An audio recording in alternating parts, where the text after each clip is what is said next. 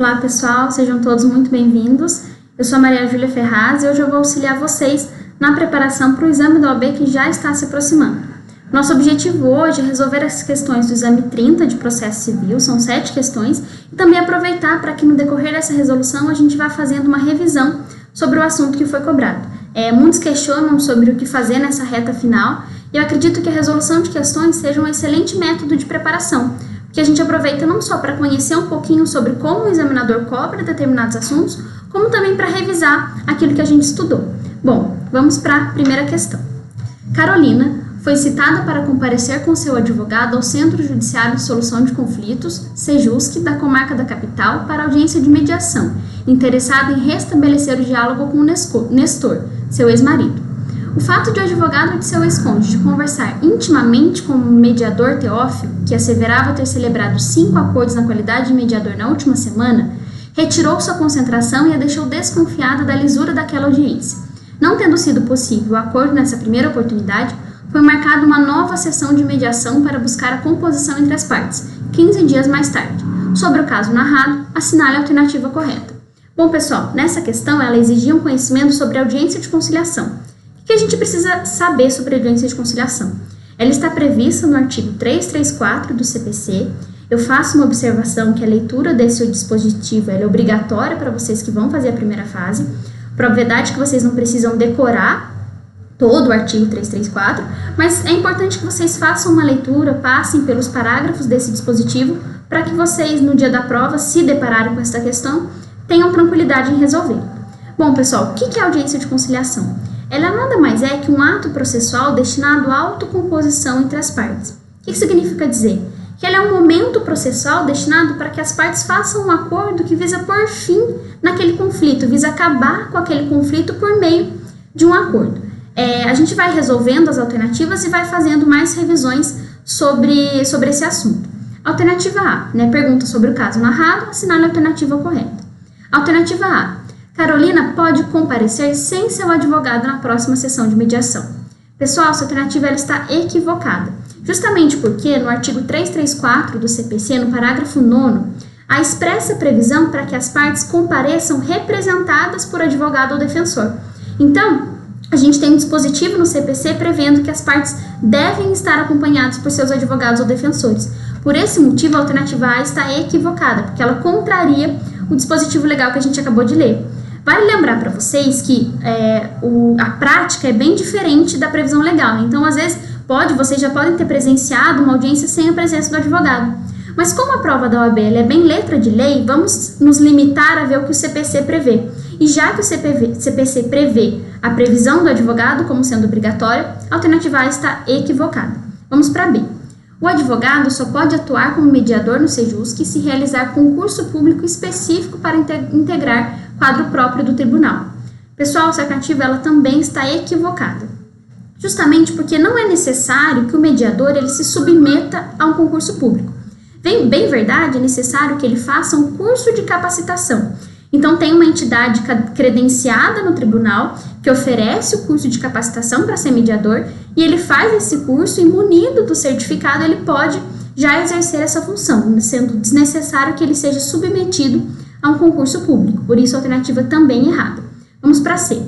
Pode haver mais de uma sessão destinada à conciliação e mediação, não podendo exceder 2 meses da data da realização da primeira sessão, desde que necessária a composição das partes. Essa é a alternativa correta, e eu vou mostrar para vocês que ela reflete exatamente o que está previsto no artigo 334. Aqui eu listei para vocês, nessa setinha vermelha, o parágrafo 2º, que traz justamente isso, que pode sim haver mais de uma sessão de conciliação, sendo necessário para a autocomposição entre as partes, desde que entre uma primeira audiência e uma segunda audiência não haja um prazo superior de 2 meses. Então, essa é a alternativa correta, a C, porque ela basicamente transcreve o que está previsto na legislação. E a D, o mediador judicial pode atuar como advogado da parte no Sejusc, pois o CPC apenas impede o exercício da advocacia nos juízos em que desempenhem suas funções. Essa alternativa ela está equivocada e a gente pode apresentar 2 fundamentos. O primeiro é que, para que o mediador possa patrocinar os interesses da parte, é necessário que ele aguarde o prazo de 1 ano contado da última audiência. Então, eu tenho uma audiência, é necessário que eu espere 1 ano para que aí então o mediador possa patrocinar os interesses dessa parte. E sobre uma outra ótica, essa questão também está equivocada, porque o mediador ele pode sim advogar, né, exercer outras funções, desde que não o faça na mesma comarca em que ele é mediador, no mesmo tribunal em que ele é mediador. Como nessa questão nada fala se ele vai advogar para a parte naquela comarca ou em outro tribunal, a gente não pode concluir que seja assim em tribunal diverso. Por esse motivo, a questão também está equivocada. Então, aqui é uma questão que versa sobre audiência, né, de conciliação e mediação, e a alternativa correta é a C. Vamos para a questão 52. João dirigia seu carro a caminho do trabalho quando, ao virar em uma esquina, foi atingido por Fernando, que seguia na faixa ao lado. Diante dos danos ocasionados a seu veículo, João ingressou com ação junto a uma vara civil em face de Fernando, alegando que este trafegava pela faixa que teria como caminho obrigatório a rua para onde aquele seguiria.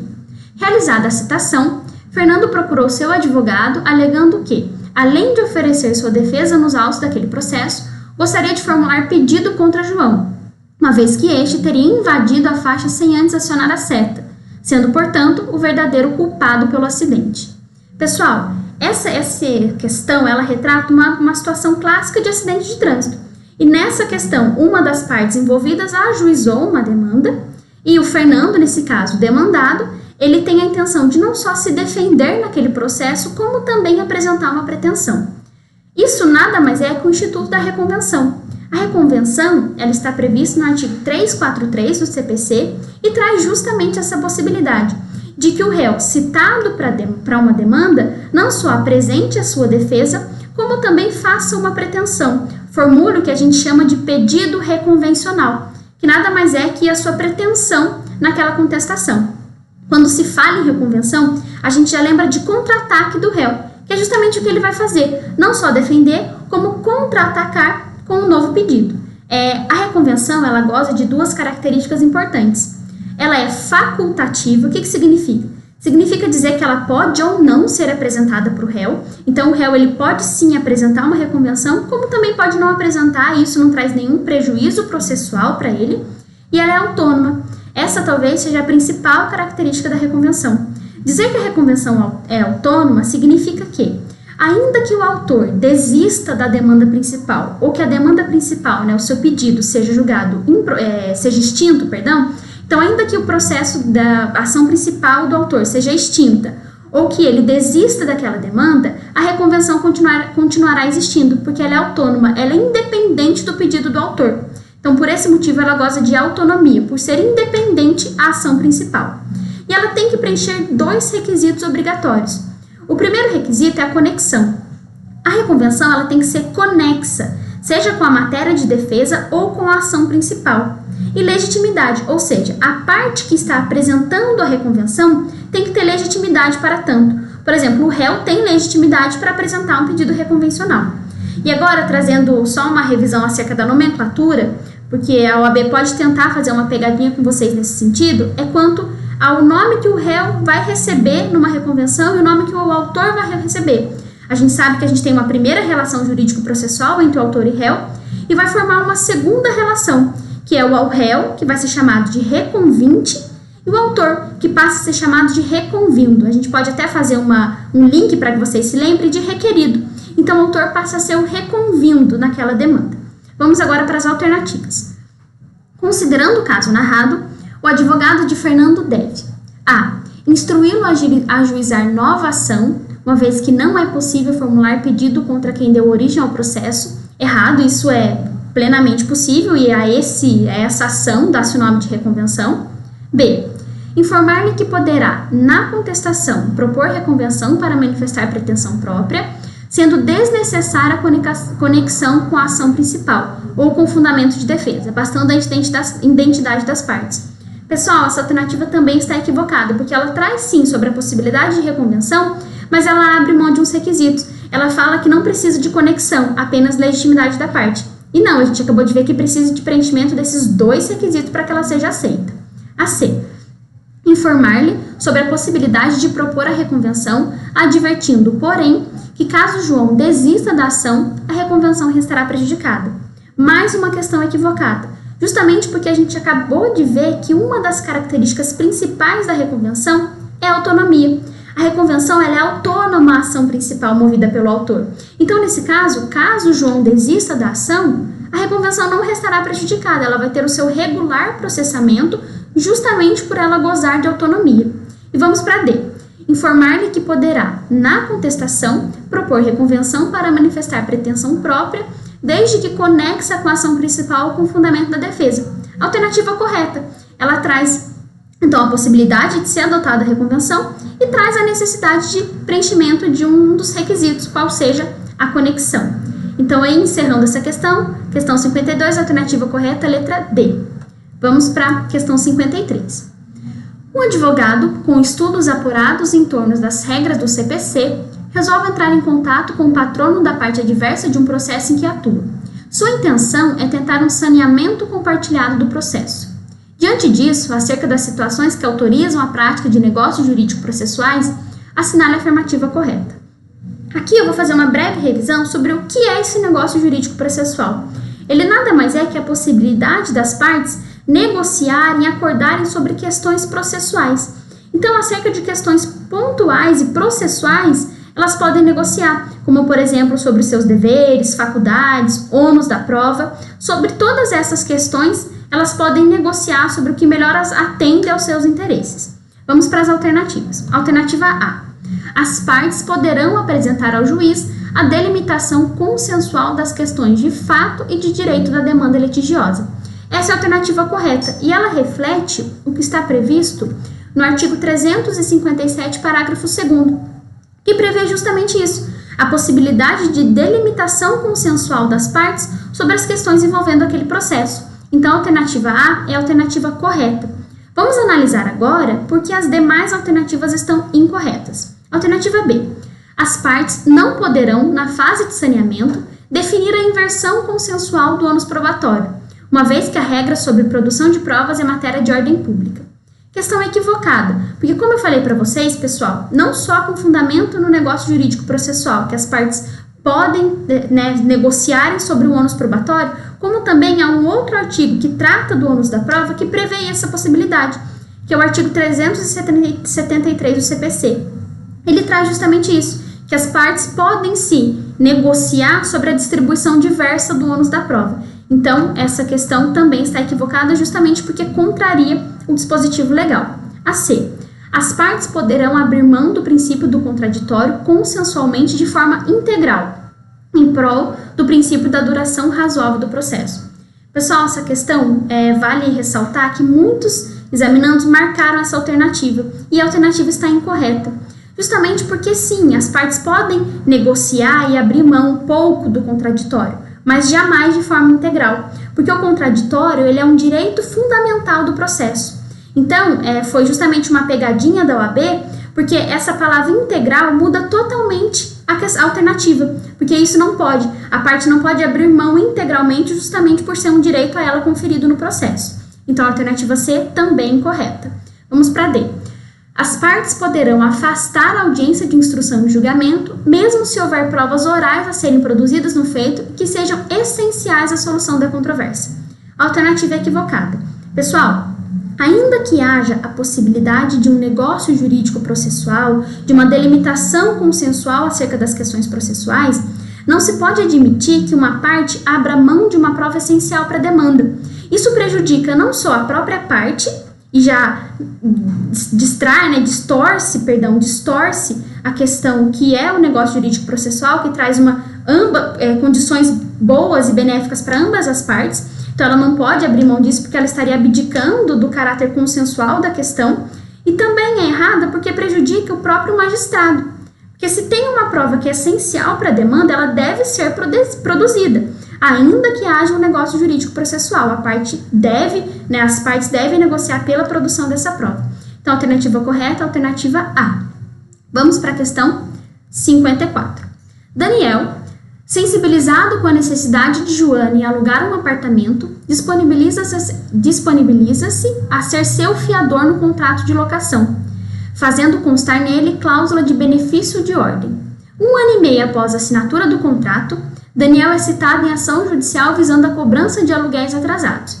Ciente de que Joana possui bens suficientes para fazer frente à dívida contraída, Daniel consulta você, como advogado, sobre a possibilidade de Joana também figurar no polo passivo da ação. Diante do caso narrado, assinale a opção que apresenta a modalidade de intervenção de terceiros a ser seguida por Daniel em sua contestação. Pessoal, aqui a gente tem uma situação de um contrato de locação que foi fixada a cláusula de benefício de ordem. O que isso significa? Essa cláusula está prevista no artigo 827 do Código Civil e traz que, nesse caso, o fiador terá uma responsabilidade subsidiária, ou seja, primeiro deve haver afetação patrimonial do locatário, para então, em caso de ser infrutífera, afetar o patrimônio do fiador. Nesse caso, o que a gente precisa saber? Na verdade, a OAB foi bem objetiva, ou você sabia qual era a intervenção ou não. E a gente precisa recordar sobre o que é o chamamento ao processo. Ele nada mais é que uma hipótese de intervenção de terceiros que traz a possibilidade de o réu chamar para integrar naquela demanda o devedor principal ou os co-obrigados daquela obrigação para também responderem pela dívida. E ainda, a questão que a gente acabou de ler, ela retrata uma hipótese legal prevista no próprio inciso de que trata o chamamento ao processo. É o inciso 1º que fala que é admissível o chamamento ao processo nos casos do afiançado na ação que o fiador for réu. E é justamente a situação. A gente tem um fiador sendo demandado em uma ação judicial e ele querendo chamar o locatário para responder. Então, a alternativa correta é o chamamento ao processo. E agora vamos para a questão 55. Cláudio, em face da execução por título extrajudicial que lhe moveu Daniel, ajuizou embargos à execução, os quais foram julgados improcedentes. O advogado de Cláudio, inconformado, interpõe recurso de apelação. Uma semana após a interposição do referido recurso, o advogado de Daniel requer a penhora de um automóvel pertencente a Cláudio. Diante do caso concreto e considerando que o juízo não concedeu efeito suspensivo aos embargos, assinale a afirmativa correta. Pessoal, eu faço antes uma observação. A questão, ela trata de uma ação de execução, ela envolve a execução, mas vocês vão ver da leitura das alternativas que o foco principal da questão são os recursos e não as ações de execução propriamente ditas. Mas para a gente entender um resumo do que trata o enunciado, a gente tem uma ação de execução de título extrajudicial. Contra essa ação, o executado apresentou embargos à execução, o juiz daquela demanda julgou improcedente os embargos à execução e contra essa sentença foi interposto recurso de apelação. Paralelo a isso, dando continuidade à ação de execução, o exequente pleiteou a penhora de um automóvel pertencente ao executado. E aí, pessoal, a gente vai lendo as alternativas e a gente vai entendendo cada uma delas. Vamos para a alternativa A, né? Ele pergunta, nesse caso, se diante do caso concreto e considerando que o juízo não concedeu efeitos suspensivos aos embargos, assinale a alternativa correta. A penhora foi indevida, tendo em vista que os embargos à execução possuem efeito suspensivo decorrente de lei. Não, pessoal. Na verdade, os embargos à execução, eles não possuem efeito suspensivo, como regra. O artigo 919 do CPC, ele traz sim, que os embargos à execução não terão efeito suspensivo e há a possibilidade de que tenham, desde que comprovados requisitos. Nesse caso, não foi comprovado nenhuma urgência, nenhum requisito apto à concessão do efeito suspensivo. Então, por esse motivo, a alternativa é equivocada porque contraria o dispositivo legal. Alternativa B. O recurso de apelação interposto por Cláudio é dotado de efeito suspensivo por força de lei, tornando a penhora incorreta. Pessoal, alternativa também equivocada. E aí eu vou aproveitar para fazer uma revisãozinha com vocês sobre a apelação e seus efeitos. Pessoal, a apelação, via de regra, ela é recebida em seu duplo efeito, ou seja, ela é recebida em efeito devolutivo e suspensivo. O efeito devolutivo é a possibilidade de trazer aquela questão para reanálise por uma instância superior. E o efeito suspensivo é a suspensão dos efeitos daquela sentença até julgamento do meu recurso. Então, via de regra, a apelação é dotada desses dois efeitos. Mas a gente tem exceções. E a questão que a gente acabou de ler traz uma dessas exceções. A gente pode ver que o 1012 traz em seu parágrafo 1º, inciso 3, que a sentença que julga improcedente os embargos à execução não são dotadas de efeito suspensivo, ou seja, podem produzir efeitos imediatamente. Então, nesse caso, por que a alternativa B está incorreta? Justamente porque a apelação, nesse caso, não possui efeito suspensivo. Então, a gente pode também eliminar a alternativa B. Alternativa C. A apelação interposta em face de sentença que julga improcedentes os embargos à execução é dotada de efeito meramente devolutivo, o que não impede a prática de atos de constrição patrimonial, tal como a penhora. É a alternativa correta, que é justamente o que aconteceu. A gente tem embargos à execução, uma sentença julgou esses embargos improcedentes, foi interposta a apelação, e essa apelação, como a gente acabou de ver, é dotada apenas de efeito devolutivo. Ela não possui efeito suspensivo. Por esse motivo, essa sentença pode ter o seu regular, né, a execução pode ter o seu regular processamento e a penhora foi lícita, porque não houve esse efeito suspensivo no embargos. E alternativa D, o recurso de apelação não deve ser conhecido, pois o pronunciamento judicial que julga os embargos executados tem natureza jurídica de decisão interlocutória, devendo ser impugnada por meio de agravo de instrumento. Errado, pessoal. Na verdade, aqui ele trata sobre a natureza daquele pronunciamento judicial, se uma decisão interlocutória ou uma sentença. A gente sabe que se fosse uma decisão interlocutória, caberia sim agravo no instrumento, mas não, é uma sentença que extinguiu os embargos à execução. Por esse motivo, a peça processual, né, o recurso cabível, era sim a apelação. Por isso também a alternativa equivocada. Então, na 55, a alternativa correta é a letra C. Vamos para a questão 56. A Associação X, devidamente representada por seu advogado, visando a proteção de determinados interesses coletivos, propôs ação civil pública, cujos pedidos foram julgados improcedentes. Ademais, a associação foi condenada ao pagamento de honorários advocatícios no percentual de 20% sobre o valor da causa. Diante de tal quadro, especificamente sobre os honorários advocatícios, a sentença está. Então, a gente tem uma ACP movida por uma associação. Essa ação civil pública foi julgada improcedente e, em decorrência disso, o juiz condenou a associação ao pagamento de honorários advocatícios. A gente precisa lembrar, pessoal, que há uma lei, a Lei 7.347 de 85, que regulamenta as ACPs. E ela traz em seu artigo 18 que, nas ações movidas pelas associações, nas ações civil públicas movidas pelas associações, elas não serão condenadas ao pagamento das custas, das despesas e dos honorários advocatícios, salvo ser comprovada a má-fé. Então, via de regra, não há condenação da associação ao pagamento de honorários, salvo ser comprovada a má-fé.